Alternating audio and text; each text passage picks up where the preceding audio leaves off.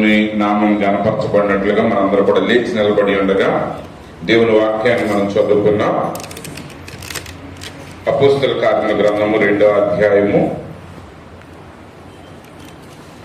అపోస్తల కార్యముల గ్రంథము 2వ అధ్యాయం 24వ వచనం నుండి కొన్ని వచనాలు మనం చదువుకుందాం.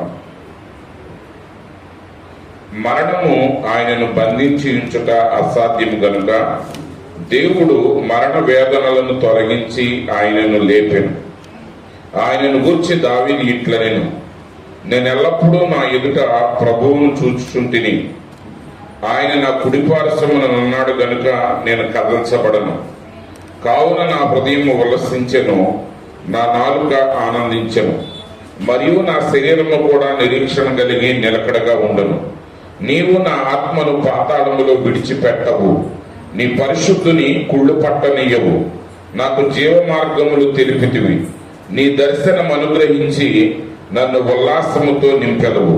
దేవుడు ఈ వాక్య భాగమును దీవించునుగాక. ఆమేన్. కూర్చోనండి.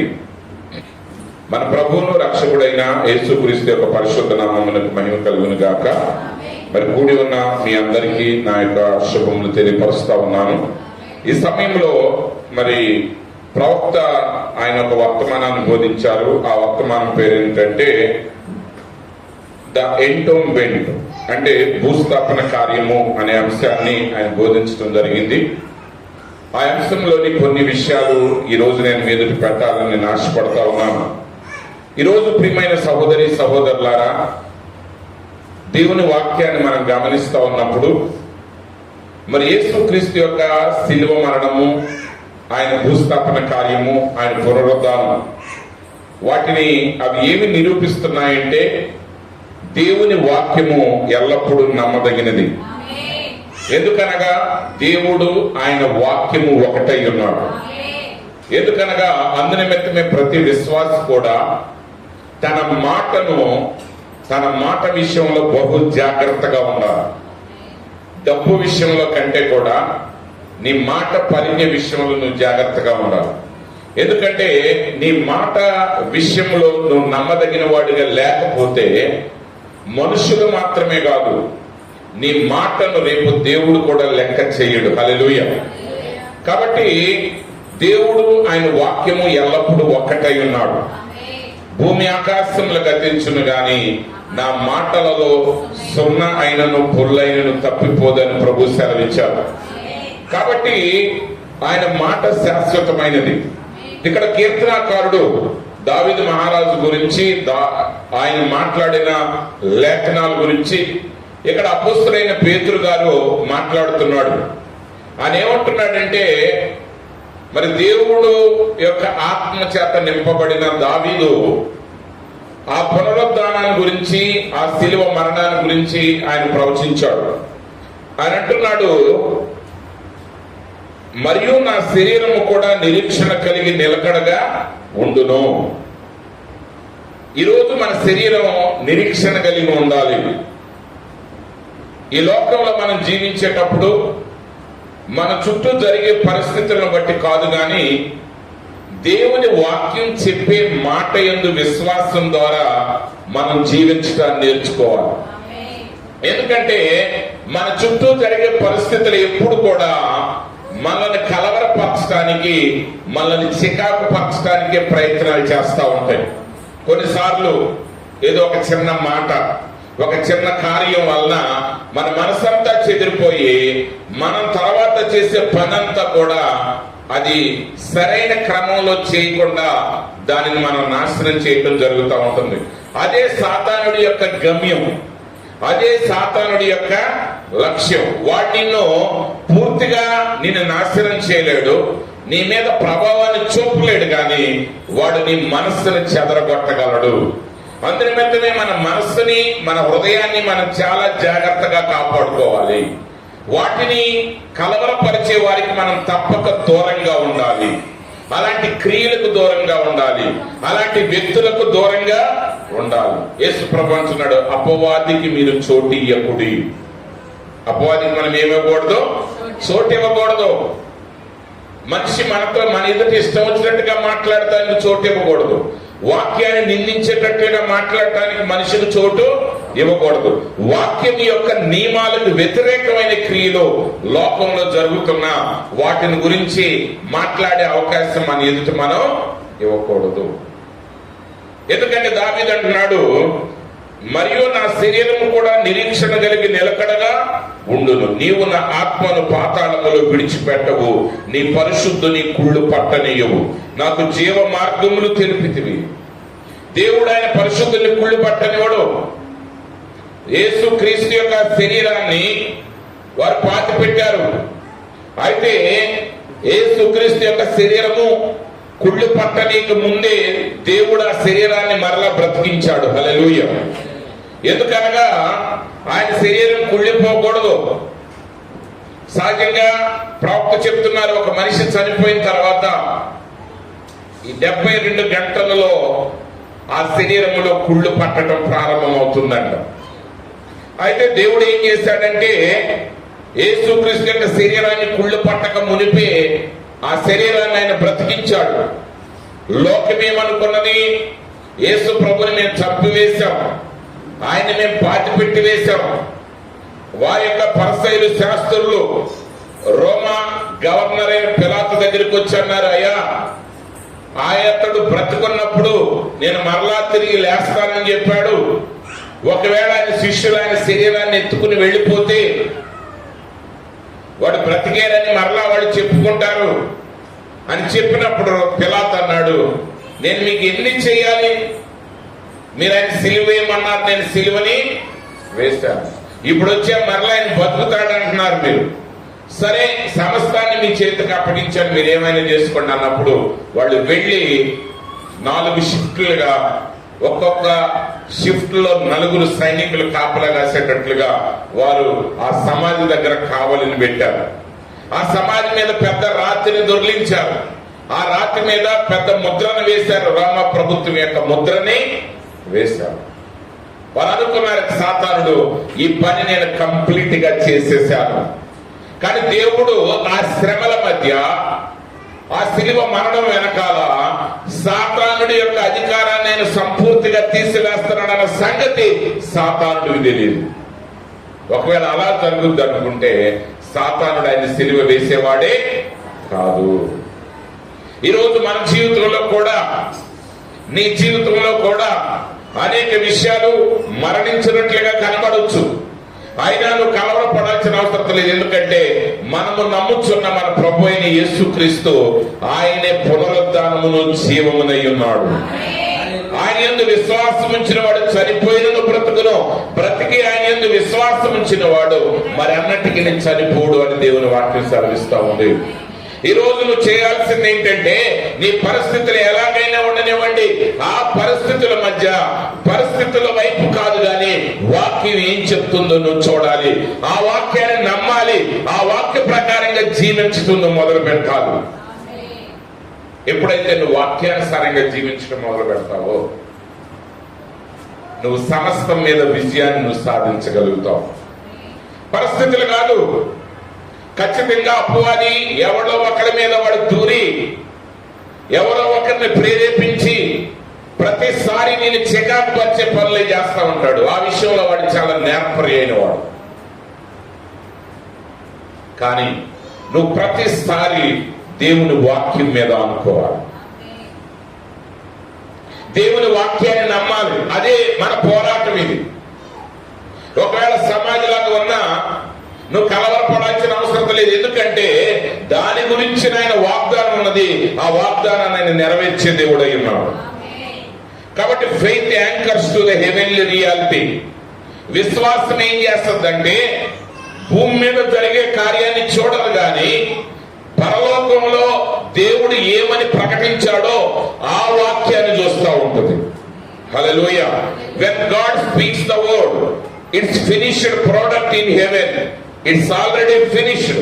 దేవుడు వాక్యాన్ని పలికినప్పుడు ఆ కార్యము పరలోకంలో సంపూర్తి జరిగిపోయింది. అది కార్యం జరిగిపోయింది. దేవుడు అబ్రహాముకి నేను కుమారుని ఇస్తానన్నాడు. ఆ మాట పలికిన వెంటనే పరలోకం యొక్క దృష్టిలో ఆ కార్యం జరిగిపోయింది. దేవుడు అబ్రహాముకి కుమారుని ఇచ్చేశాడు. ఆ విషయంలో ఇంకా పరలోకం ఆలోచించాల్సిన అవసరం లేదు. దేవుడు ఆలోచించాల్సిన అవసరత లేదు. ఆయన వైపున ఆయన కార్యాన్ని సంపూర్తి చేసేశాడు. అయితే ఇప్పుడు ఆ కార్యం భౌతికంగా జరగవలసి ఉన్నది. అయితే భౌతికంగా పరిస్థితులు ఇంకా అనుకూలంగా ఉండకపోవచ్చు. కానీ విశ్వాసం ఏం చేస్తుందంటే శరీరాన్ని వైపు చూడదు, పరిస్థితుల వైపు చూడదు. దేవుని వాక్యం ఏం పలికిందో, దేవుడు ఏది నెరవేర్చాడో ఆ మాట యందు విశ్వాసం ఉంచుతుంది. దేవుడు అబ్రాహాము కుమారుని ఇస్తానన్నాడు, ఆయన ఇచ్చివేశాడు. కానీ ఇక్కడ భూమి మీద అబ్రాహాము యొక్క శరీరం ఇంకా వయసు పెరిగిపోతా ఉంది. ఆయన వృద్ధాప్యంతో ఆయన శరీరం బలహీనమైపోతా ఉంది. శారా యొక్క గర్భం మృతతుల్యమైపోయింది. ఆమె మరింత వృద్ధురాలైపోయింది. ఆమె కుమారుణ్ణి కనే అవకాశం ఎంత మాత్రం లేదు. కానీ ఏది నిలిచి ఉంటుందంటే వాస్తవం కాదు, సత్యం నిలిచి ఉంటుంది. సత్యం అంటే యేసు చెప్పిన మాట సత్యం. వాస్తవానికి అబ్రాహాము వయసు దాటిపోయింది, శారా వయసు దాటిపోయింది, అది వాస్తవం. కానీ సత్యం ఏంటంటే దేవుడు అబ్రాహాము కుమారుణ్ణి ఇచ్చాడు. ఆ కుమారుడు ద్వారా జనాంగాలన్నీ ఆశీర్వదించబడుతున్నాయి. కానీ ఇక్కడ అబ్రాహాము ఒక భూస్థాపన వంటి సమస్యను ఎదుర్కొంటున్నాడు. కానీ అబ్రాహాం యొక్క విశ్వాసం దేని మీద ఆధారపడిందంటే తన చుట్టూ చూసే వాటి మీద కాదు, దేవుని వాగ్దానం మీద ఆయన ఆనుకుని ఉన్నాడు. ఆయన శరీరం మృతతుల్యమైపోయినప్పటికీ అబ్రాహాము నమ్మాడు. ఈ మృతతుల్యమైన దాన్ని తిరిగి దేవుడు బ్రతికించగలిగిన సమర్థుడని నమ్మాడు. ఎందుకంటే మన దేవుడు పునరుద్ధానమై ఉన్నాడు. ఆయన జీవం మాత్రమే కాదు. ఈ లోకంలో ఉన్న వాళ్ళందరూ పరిస్థితులు బాగుంటే భుజం కాసేవాడు. ఒకసారి ఒక ఆయన చెప్తున్నాడు, అది నిజమే. ఎవరైనా ఒక బండి కదులుతో స్టార్ట్ అవ్వట్లేదు అనుకోండి, దాన్ని తొయ్యాలనుకున్నప్పుడు కూడా ఆ బండి కదులుతా ఉంటే అప్పుడు ఒక నలుగురు తోస్తున్నారు అనుకోండి ఆ బండి నిదానంగా కదులుతుంది అనుకోండి, అప్పుడు ఐదో వాడు కూడా రావటానికి ప్రయత్నం చేస్తాడు. కానీ అసలు ఆ బండి కదలలేదు అనుకోండి, కదలని బండి మీద ఎవడు చెయ్యి వేయడు. అంటే ఈ లోకంలో పరిస్థితులు ఎలా ఉన్నాయంటే వాళ్ళు చూస్తూ ఉంటారు పరిస్థితులు, ఆ పరిస్థితులను బట్టి వాళ్ళు నిర్ణయాలు తీసుకుంటారు. కానీ దేవుణ్ణి ఎంత విశ్వాసం ఇచ్చిన వాడు ఎలా ఉండాలంటే అది సమాధి లాంటి స్థితికి వెళ్ళిపోయిన అబ్రహాము, శారా వారు నమ్మారు ఏంటంటే దేవుడు మృతతుల్యమైన దానిని బ్రతికించగలిగిన సమర్థుడు అని. ఈరోజు మనం వాక్యం మీద ఆధారపడగలగాలి. నువ్వు వాక్యం నమ్మిన కొలది నీ చుట్టూ ఉన్న పరిస్థితులన్నీ విపరీతంగా జరగవచ్చు, ఒకవేళ అననుకూలంగా జరగవచ్చు. కానీ గుర్తుపెట్టుకో, దేవుడిచ్చిన వాగ్దానం ఎప్పుడో నెరవేరిపోయింది. ఆయన వైపు అది నెరవేరింది. ఉదయకాలం నేను మాట్లాడాను దాని గురించి. దేవుని వైపు ఆ కార్యం కంప్లీట్ అయిపోయింది. ఇప్పుడు నువ్వేం చేయాలంటే నిన్ను నీవు వాక్యానికి అనుగుణంగా మార్చుకోవాలి. ఆ వాక్యం ముందు విశ్వాసం ఉంచాలి. ఆ వాక్యం నెరవేరే వరకు నిరీక్షణ కలిగి కనిపెట్టాలి. ఏం కలిగి ఉండాలండి? నిరీక్షణ కలిగి ఉండాలి. Faith rests on the unmovable rock of God's eternal word. విశ్వాసం అనేది ఎన్నటికీ కదలని నిత్యమైన దేవుని వాక్యం అనే బండ మీద ఆధారపడింది. వాక్యం మాత్రమే స్థిరమైన బండ. ఆ బండ మీద నీ ఇంటిని నువ్వు కట్టినట్లయితే ఏ శ్రమ కూడా ఆ ఇంటిని కదల్చలేదు. ఎందుకంటే ఆయన మాట మార్చే దేవుడు కాదు, ఆయన తన సిద్ధాంతాన్ని మార్చే దేవుడు కాదు, ఆయన తన ఉద్దేశాన్ని మార్చేవాడు కాదు. ఆయన ఎన్నడూ మాట తప్పని వాడై ఉన్నాడు. నీ విశ్వాసం ఎప్పుడు కూడా ఆయన మీద ఆధారపడి ఉండాలి. పరిస్థితులు మారుతా ఉంటాయి. ఒక్కొక్కసారి 10 నిమిషాలు మీరు చూస్తే వర్షం పడేటట్టుగా అనిపిస్తుంది, కానీ ఒక్క చిలుకు కూడా పడదు. ఒక రోజు పెద్ద ఎండ వేస్తా ఉంటుంది, బయటికి తట్టుకోలేని ఎండ వేస్తా ఉంటుంది, కానీ ఒక్క అరగంటలో గొప్ప వర్షం కురవచ్చు. ఇవన్నీ మారిపోతా ఉంటాయి. ఈరోజు మనిషి నీతో మంచిగా ఉండొచ్చు, రేపు నీ కీడు చేయవచ్చు. ఒక్క నిమిషంలో మారిపోతాడు మనిషి, పరిస్థితులు మారిపోతాయి, అన్నీ మారిపోతాయి. మనిషి చెప్పటమే అబద్ధానికి అనుగుణంగా చెబుతున్నాడు. ఇప్పుడు తప్పించుకోవడానికి వీలుగా మాట్లాడుతున్నారు. దానికోసం ప్రవక్త అంటాడు, it does not rest on shifting stands or human theology. అది ఊబి మీద ఆధారపడింది కాదు. ఈరోజు మనిషి మాట అన్ని ఊబి లాంటి, అవి ఇసుక. అవేంటండి? ఇసుక. ఇసుకలో నువ్వు నడవగలవా? నడవదు. ఈరోజు ప్రతి మనిషి మాట సమస్తము అవి ఊబి లాంటి మాటలు. ఎంతో చక్కగా మాట్లాడతారు, ఎంతో తీగా మాట్లాడతారు, ఎంతో నమ్మకంగా మాట్లాడతారు. ఆ మాటలు నువ్వు నమ్మావా, నువ్వు ఊబిలో కూరుకుపోవటమే. ఒక్కసారి ఊబిలో కూరుకుపోయినాడు బయటికేగా అతడా రాడాడు, చచ్చిపోవడం.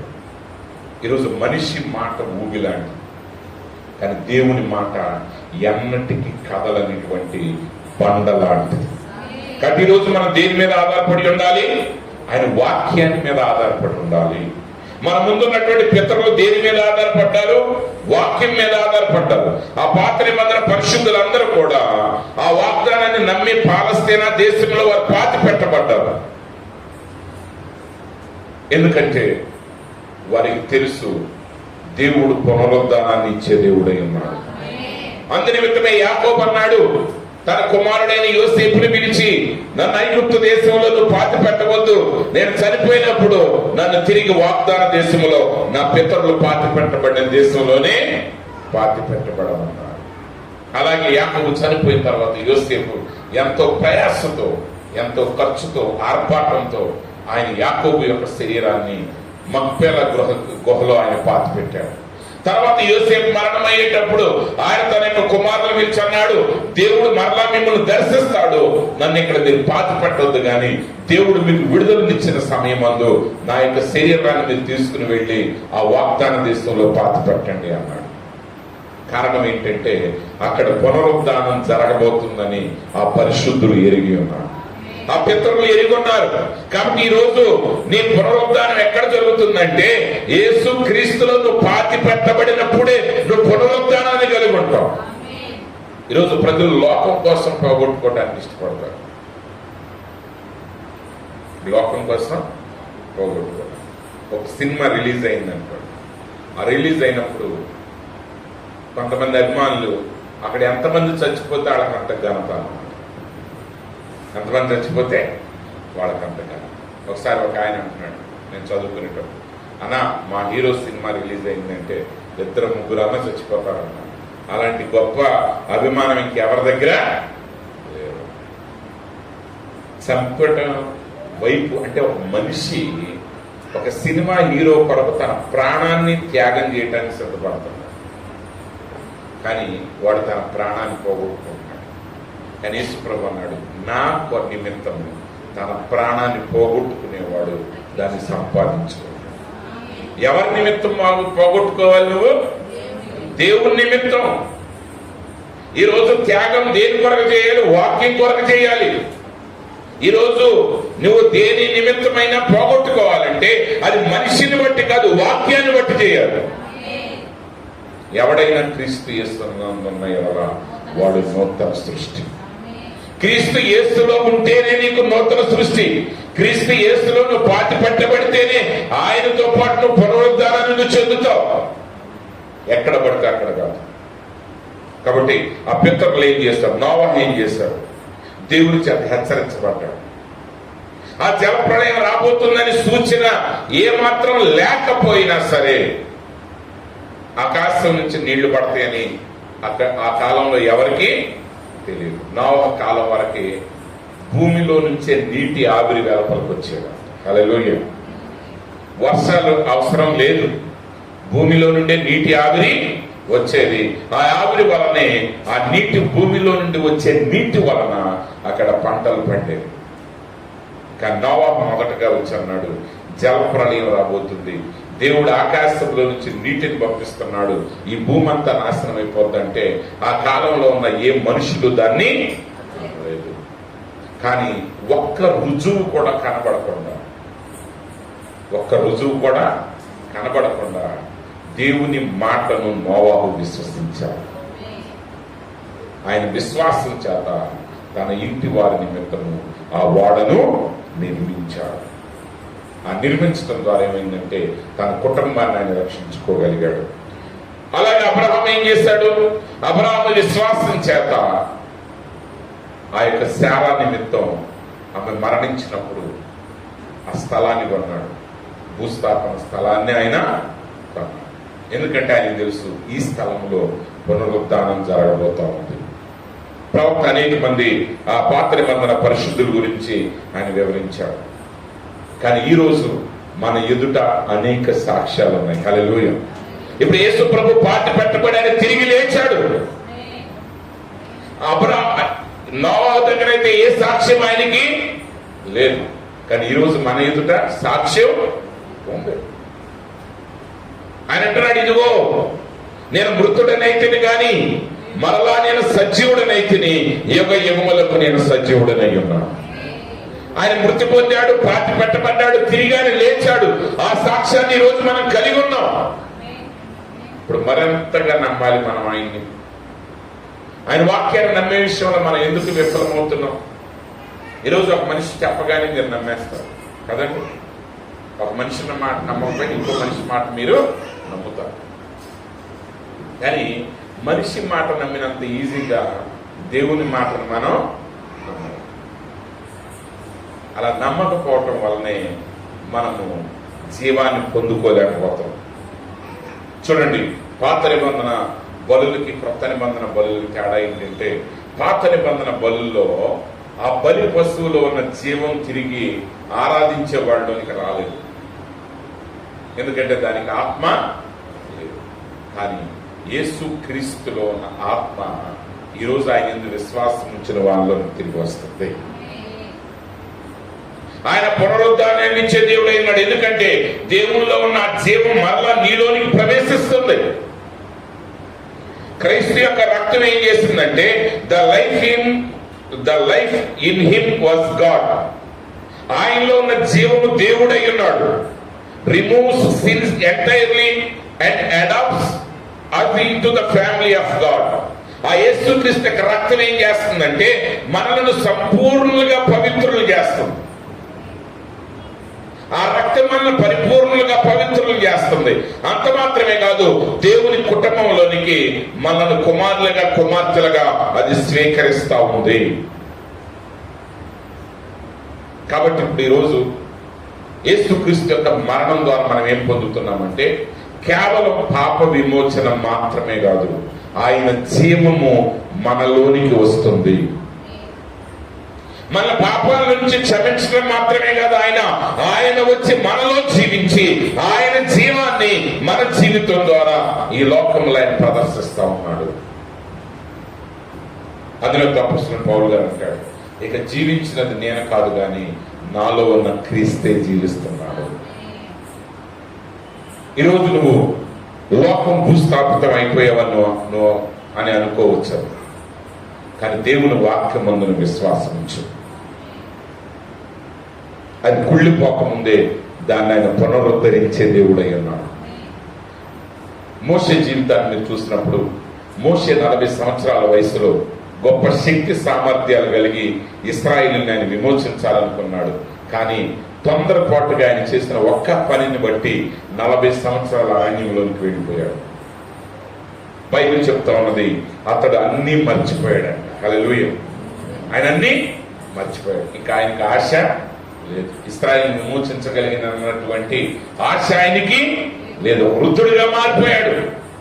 కానీ అన్ని అయిపోయిన సమయంలో మరలా అగ్ని స్తంభము ద్వారా దేవుడు ఆ మండుచున్న పొదలో ఉండి మోషేతో మాట్లాడాడు. అదే మోషేని దేవుడు మరలా బయటకు పిలిచి ఆ ఒక్క మోషే ద్వారా దేవుడు ఒక దేశాన్ని విమోచించాడు. ఎందుకంటే సమాధి క్రైస్తవుడి యొక్క అంతం కాదు. సమాధి క్రైస్తవుడి యొక్క అంతం కాదు. మనకు ఒక నిరీక్షణ ఉంది.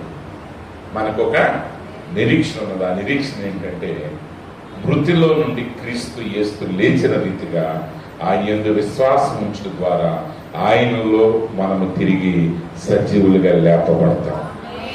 ఈ నిరీక్షణ ఇంకెవరికీ లేదు. మరణము కూడా క్రైస్తవుని ఆపుచావు. అదే మన యొక్క నిరీక్షణ. ఒకవేళ కొద్ది సమయం నువ్వు భూస్థాపితమైనట్టుగా కనబడవచ్చు, కానీ మరల పునరుద్ధానం అనేది ఉంది. ఆయన పునరుద్ధరించే దేవుడై ఉన్నాడు. ఆయన మాటలో సున్నైన పురులైన తప్పుకోరు. నువ్వు చేయాల్సింది ఏంటంటే ఆ వాక్యాన్ని సంపూర్తిగా విశ్వసించి ఆ కఠినమైన సమయంలో కలవరపడకుండా ఆయన వాక్యం మీద ఆధారపడండి. ఆయన పునరుద్ధానాన్ని నిశ్చయంగా నీ జీవితంలో జరిగిస్తాడు. అటు కృప దేవుడు మనందరికీ అనుగ్రహించును గాక. తలలో వంచండి, చిన్న ప్రార్థన చేసుకున్నాం. మహోన్నతుడ, మహాగణుడ, సర్వాధికారి యేసు ప్రభువా, నీ పరిశుద్ధమైన నామానికి వందనాలు, స్తోత్రాలు తండ్రి. ఈ సమయంలో నాయన మరి నీ వాక్యం ద్వారా నాతో మాతో మాట్లాడారు ప్రభువా. అవును ప్రభువా, లోకం అయితే ఆయన నిన్ను సిలువ వేసి ఇంకా సంపూర్తి చేసేసామని అనుకున్నారు, కానీ ప్రభువా నాయనను తిరిగి సజీవుడిగా లేచిన దేవుడు ఉన్నావు. ఎందుకంటే నీ మాట తప్పిపోనిది అయినది నాయన. మీరు సెలవిచ్చారు, పునరుద్ధానమును జీవమును నేనే. కేవలం సజీవుడిగా లేవటం మాత్రమే కాదు, కానీ ఈరోజు ఆ జీవాన్ని మీరు మాలో ఉంచారు నాయన. ఆ వాగ్దానాన్ని మాకు ఇచ్చారు ప్రభువా. ఈరోజు మేము ఆ వాక్యాన్ని విశ్వసించినప్పుడు తండ్రి, మరణము నుంచి కూడా మేము పునరుద్ధరించబడగలము. వాటిని కృపను మాట ఇచ్చినందుకు నేను స్తోత్రాలు నాయన. వాక్యం విన్న ప్రతి బిడ్డతో మీరు మాట్లాడండి ప్రభువా. నాయన పునరుద్ధానపు అనుభవాన్ని వారి జీవితాల్లో వారు కలిగి ఉండే కృపనివ్వండి. ఎలాంటి పరిస్థితుల మధ్య అయినా నాయన నీ వాక్యాన్ని మాత్రమే నమ్మి ఆ వాక్యానుసారంగా జీవిస్తూ ముందుకు సాగే కృపను మీరు మాకు అనుగ్రహించారు. మహిమ యేసుక్రీస్తు పరిశుద్ధ నామములో ప్రార్థిస్తున్నాం తండ్రి, ఆమేన్.